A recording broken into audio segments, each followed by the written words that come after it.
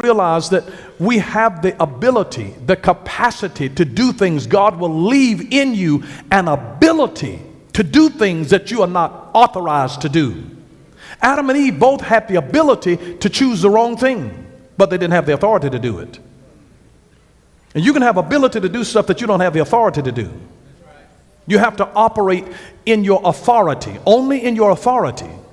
You know, just because you got the ability to do something does not mean you have the authority. And this is where King Saul messed it up and lost everything. You can lose everything that you've got by doing stuff that you've got the ability to do, but you have no authority to do it.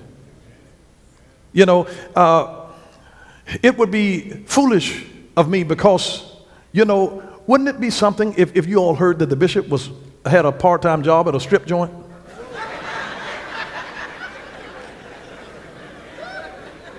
Suppose I develop the ability, you know.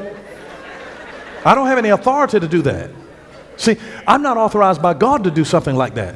Just because you have the ability to do something, you can have all of the parts and the equipment and all of this kind of stuff, but you don't have an authority to do that. My children don't have an authority to do that. You see?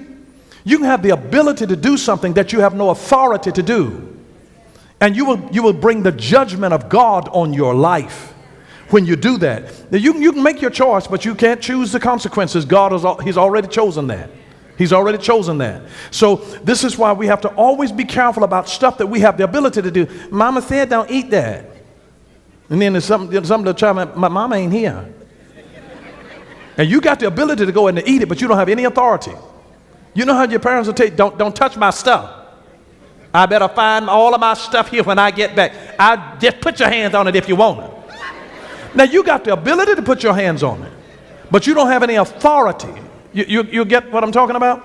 And see, God left them always. He always leaves us with the ability to do stuff that we may not have the authority to do. He will test your character by how you will walk in what you're authorized to do. You're dishonorable and not being a Christian if you take authority on a job, in a position on a job that has not been granted to you. Are you listening? If somebody has not given you authority to do something and you take authority to do something that you're treading on thin ice, that's real easy cause to be dismissed. When you start operating in an authority that has not been granted to you, that's illegal authority. And listen, unrecognized authority is no authority at all. You see, it's almost as though if I went and stole a police officer's uniform, and I've got the uniform and the badge and a gun, a whole setup, but I'm not authorized, I'm not trained in that.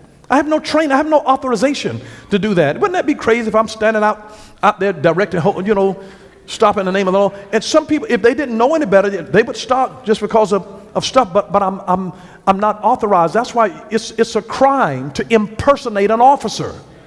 Because you don't have the authority. You got the ability to do it, but you have no authority to do so. You have no authority to do so. And this teaches us a valuable lesson, because every time that you're saying, Lord, what's taking so long? You got the ability to say, bump this. I'm gonna go on and do it my way. You got full ability to do that, but you have zero authority to do it. The authority says, submit your therefore under the mighty hand of God, and he will exalt you in due season. He's got an appointed time for you. So when you're talking about, Lord, what's taking so long? If I really trust him, no matter how long that it takes, and people get so frustrated, you know, sharing that story. Well, honey, you know, well, so-and-so, and you know, and she went on, she never did marry. She never did have any children. And then the devil started telling you stuff. And so we decided we're going to take matters into our own hands. Into our own hands. And let me just tell you, when you really trust in God, and if God has given you a word, you'd be like Sarah. I mean, Sarah she was up in age. She was 89 when she had her baby. You know, she was 89 when she had her baby. So it's very interesting.